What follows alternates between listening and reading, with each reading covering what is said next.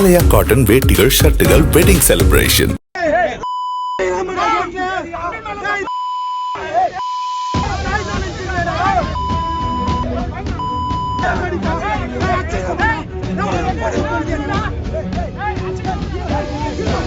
கொலை வழக்கில் கைது செய்யப்பட்டு காவல் வாகனத்தில் அழைத்துச் செல்லும் போதே ரவுடிகள் உன்முகம் பதிந்துவிட்டது.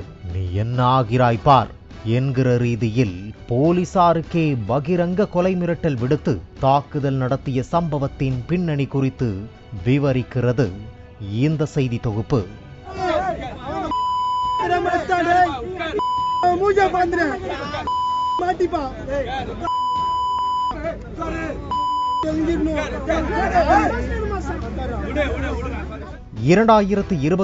பிப்ரவரி 25 அண்ணாநகர் கிழக்கு அன்னை சத்யாநகர் முதல் தெருவைச் சேர்ந்த 28 வயது A+ ரவுடி ராபர்ட் என்கிற சின்ன ராபர்ட் மாலை 7:15 மணியளவில் 2வது தெருவில் நடந்து வந்து கொண்டிருந்தார். அப்போது அங்கு இருசக்கர வாகனத்தில் முகமூடி அணிந்து வந்த மர்ம கும்பல் ராபர்ட்டை ஓட ஓட விரட்டி சரமாரியாக வெட்டிவிட்டு தப்பி ஓடியது. இரத்தம் சொட்ட சொட்ட அக்கம்பக்கத்தினர் அவரை மீட்டு கீழ்ப்பாக்கம் அரசு மருத்துவமனையில் அட்மிட் செய்தனர். ஆனால் சிகிச்சை பலனின்றி அவர் உயிரிழந்தார். தகவல் அறிந்து வந்த அண்ணாநகர் போலீசார் உடலை மீட்டு விசாரித்ததில் மற்றொரு அதிர்ச்சி சம்பவம் காத்திருந்தது. ராபர்ட்டை வெட்டி படுகொலை செய்த அதே கும்பல் சில மணி நேரத்திற்கு முன் அயனாவரம் பச்சைக்கல் வீராசாமி குடியிருப்பில் உள்ள 32 வயது ரேவதி என்பவரையும் வீடு புகுந்து தலையில் வெட்டி கொலைவெறி தாக்குதல் நடத்தியிருந்தது. காயமடைந்த ரேவதி தலையில் 10 தையல் போடப்பட்ட நிலையில் கீழ்ப்பாக்கம் அரசு மருத்துவமனையில் சிகிச்சை பெற்று வந்தார். முதற்கட்ட விசாரணையில் முன்விரோதம் காரணமாக ராபர்ட் கூட்டாளியான கோகுல் என்பவரை அயனாவரத்தில் 2019 ஆண்டு லோகு என்கிற யோகராஜ் கொலை செய்ததாக கூறப்படுகிறது. இதனால் லோகுவை ராபர்ட் பழிவாங்க துடித்ததாகவும் கூறப்பட்டது.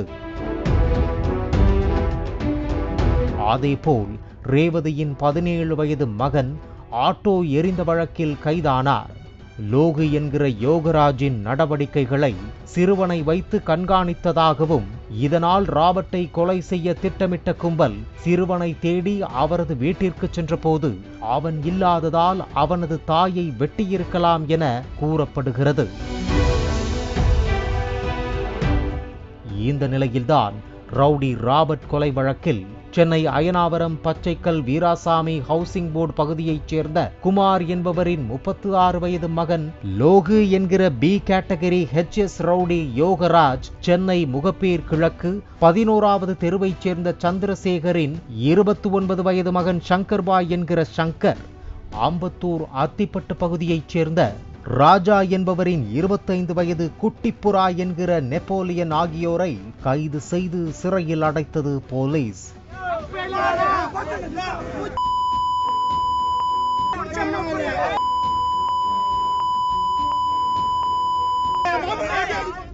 இதனைத் தொடர்ந்துதான் ஜூலை 31 நீதிமன்றத்தில் ஆஜர்படுத்த வழிகாவல் ஆயுதப்படை காவலர்களால் புழல் சிறையிலிருந்து வாகனத்தில் கொண்டுவரப்பட்டு எழும்பூர் நீதிமன்றத்தில் ஆஜர் செய்து மீண்டும் புழல் சிறைக்கு அழைத்துச் செல்லும் போது வியாசர்பாடி அருகே லோகு என்கிற யோகராஜ் மற்றும் அவனுடன் இருந்த சக கூட்டாளிகளின் நண்பர்கள் அவனை பார்க்க வந்தபோது ஆயுதப்படை காவலர்கள் தடுத்து தாக்கியதாக கூறப்படுகிறது.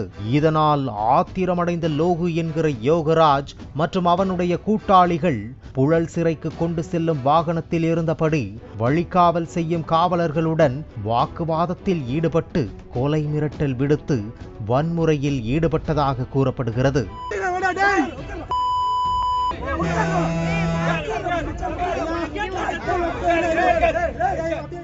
காவல் வாகனத்தில் ரவுடிகள் போலீசாருக்கு மிரட்டல் விடுத்த விவகாரம் தொடர்பாக தலைமை காவலர் இளங்கோ கொடுத்த புகாரில் MKB நகர் காவல் நிலையத்தில் வழக்கு பதிவு செய்துள்ளனர். கொலை வழக்கில் கைது செய்யப்பட்ட ரவுடிகள் காவல் வாகனத்தில் இருந்தபடியே போலீசாரை கொலை மிரட்டல் விடுத்த வீடியோ வெளியாகி பரபரப்பை ஏற்படுத்தி வருகிறது. பாலிமர் செய்திகளுக்காக சென்னை செய்தியாளர் கதிரவன். ஆலயா காட்டன் வேட்டிகள் ஷர்ட்டுகள் வெட்டிங் செலிப்ரேஷன். பிளே ஸ்டோர் மற்றும் ஆப் ஸ்டோரில் இருந்து பாலிமர் செயலியை QR கோடு மூலம் பதிவிறக்கம் செய்யுங்கள். செய்திகளை உடனுக்குடன் பெறுங்கள்.